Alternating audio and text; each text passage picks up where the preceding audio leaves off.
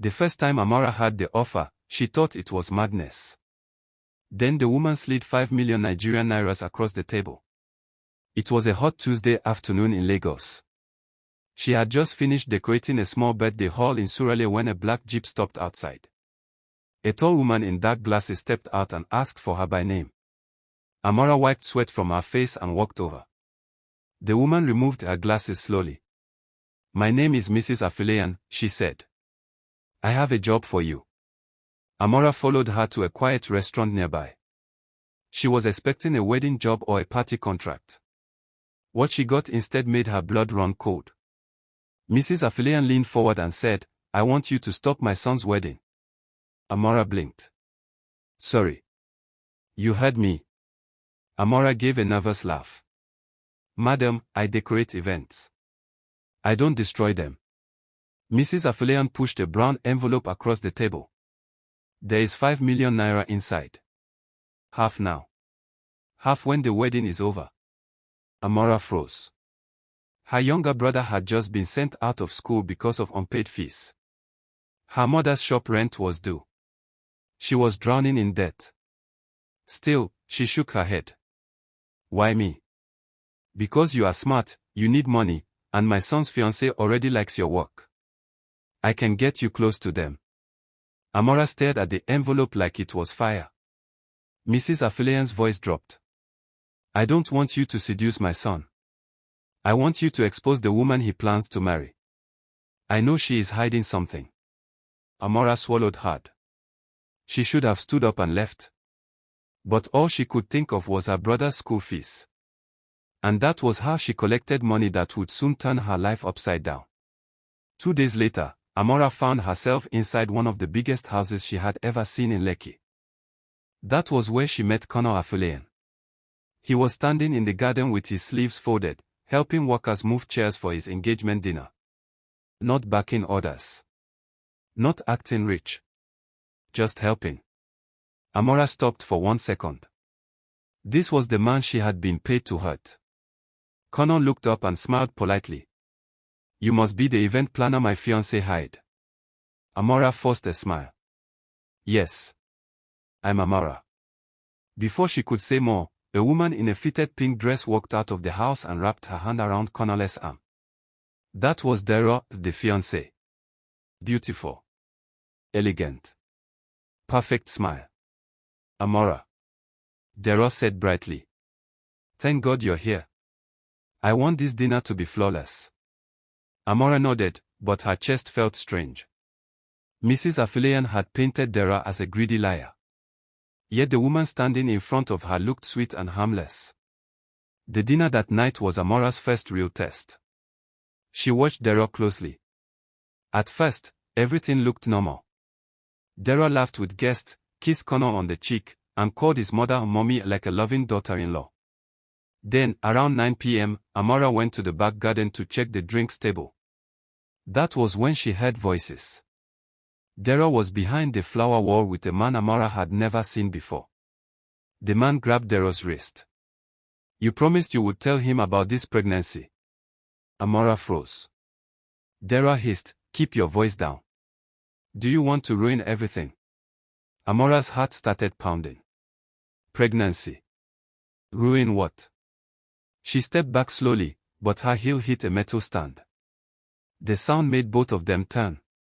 Dera's eyes met Amara's. And in that 1 second, Amara knew 2 things. She had just discovered Dera's secret. And Dera knew it. From that night, everything changed. The next morning, Dera called Amara into her room and shut the door.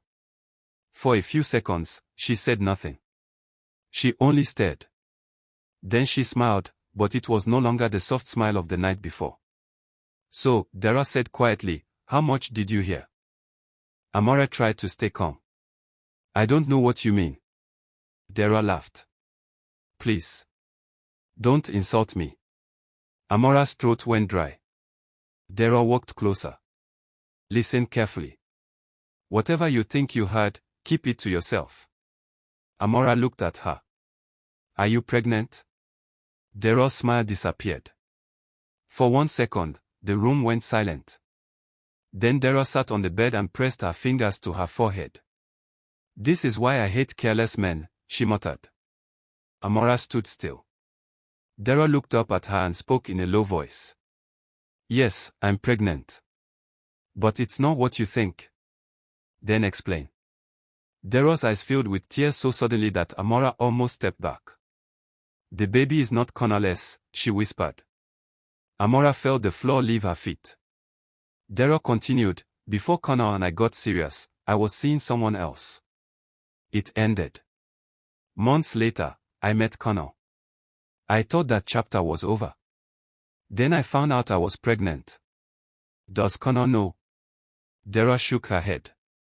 "No." Amara stared at her in disbelief. "And you still want to marry him?" Dera's voice broke. "I love him." Amara almost laughed at the madness of it. That evening, Mrs. Affilian called Amara and asked for an update. Amara's hands were shaking when she answered. "Madam," she whispered, "your son's fiancée is pregnant." Mrs. Affilian went silent. Then she asked the one question that changed the whole game. "Is the baby my son's?" Amara closed her eyes. "No."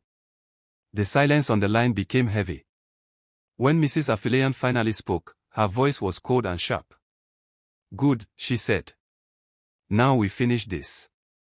Amara pulled the phone away from her ear and stared at it. For the first time, the money in her account felt dirty. And for the first time, she began to fear the woman who had hired her.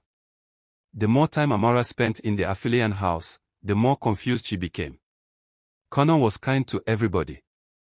He thanked workers. He noticed when Amara looked tired and sent food to her.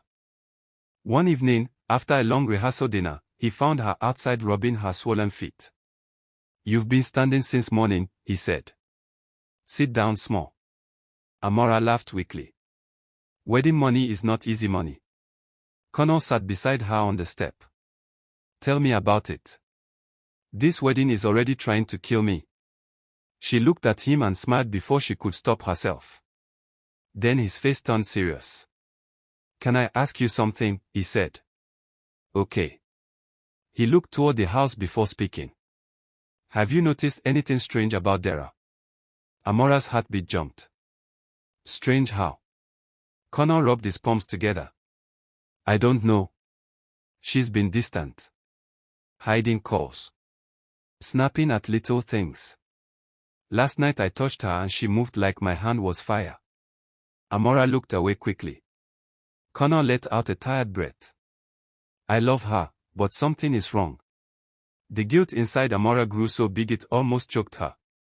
She wanted to tell him everything. About Dera. About the pregnancy. About the money his mother gave her. But fear held her mouth shut. 2 days later, Mrs. Affilian called her again. "This Saturday is the bridal shower," she said. "That is where we end it." Amara's stomach turned. "What do you mean?" "I mean Dera's secret must come out before the wedding." Amara gripped her phone. "Madam, maybe we should handle this quietly." Mrs. Affilian's voice hardened. "Did you forget who is paying you?"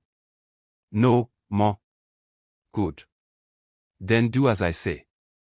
On the day of the bridal shower, the women were laughing, dancing, and taking pictures when Dera suddenly stood up, one hand over her mouth, and rushed to the bathroom. Amara followed. She found Dera on the floor, crying. "I can't do this anymore," Dera whispered. "I can't keep lying." Amara knelt beside her. "Then tell Kunlé the truth." Dera looked at her with broken eyes. "If I do, I lose him." Amara's chest tightened.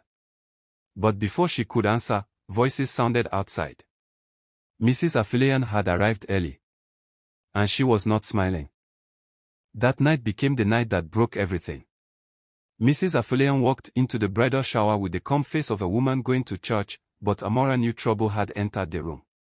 Music was still playing. Women were laughing. Dera had just returned from the bathroom and was trying to act normal. Then Mrs. Affilian tapped a glass. "I'm sorry to interrupt," she said sweetly, "but before this wedding happens, I think my son deserves the truth." The room went silent. Dera's face drained of color. Amara's hands turned cold. Mrs. Affilian turned to Dera. "Tell them whose baby you are carrying." A scream almost left Dera's throat. Guests started murmuring. Somebody dropped a drink. At that exact moment, Connor walked in. He looked from his mother to Dera, then to Amara. "What is going on?" Dera burst into tears. Connor's face slowly changed as the truth came out, piece by piece, ugly and painful. The baby was not his. Dera had hidden it. She had planned to marry him first and confess later. Connor stepped back like somebody had slapped him. Then his eyes landed on Amara. "Did you know?" Amara's lips shook. That silence was all the answer he needed. Connor looked at her like he had never seen her before. "You knew, and you said nothing." Amara started crying. "I'm sorry." But the worst part had not even come. Mrs. Affilian gave a bitter laugh and said, "Tell him the rest too." Connor frowned. "The rest?" Amara's legs felt weak. Mrs. Affilian faced her son and said the words that shattered what was left. "I hired Amara to get close to your fiancé and break this engagement."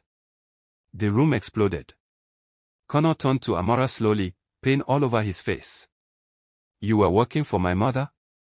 Amara could not even defend herself. Tears poured down her face. "Yes," she whispered. Connor looked at her for a long, wounded second. Then he said the one thing that cut deeper than shouting. "Get out." 3 months later, Amara was back in Suraleh, trying to rebuild her life with shame hanging over her like a heavy cloth. She had returned Mrs. Affilian's money and used the little left to clear her brother's school debt. One evening, as she locked up after a small job, she heard a familiar voice behind her. "You really thought I would never see you again?" She turned. Connor stood there. He looked tired, but calmer. Amara's eyes filled at once. "I'm sorry." Connor nodded slowly. "I know." He stepped closer. "You lied. You hurt me. But you also tried to stop my mother from doing worse. And somewhere inside all that mess, I think you were the only person who truly felt bad for me." Amara started crying again. Connor gave a small smile. "I'm not here because I've forgotten. I'm here because I don't want pain to be the last thing between us." Amara whispered, "What are you saying?" Connor held out his hand. "I'm saying, this time, no secrets. If we start anything, we start with truth." Amara looked at his hand, then at his face. Slowly, she placed her hand in his. And for the first time, something beautiful began from the ruins of something ugly. A lie can look small at the beginning, but it can destroy trust, love, and many lives when it grows. Never use another person's heart as a tool for money, revenge, or family pride. Life teaches us that truth may be painful for a moment, but hidden lies are far more dangerous, and love can only stand strong where honesty lives. Please give me a like, share, and comment on the video to share your thoughts. Most importantly, please support me by subscribing to this channel, turn on the notification button and follow for more interesting stories. Thanks for watching.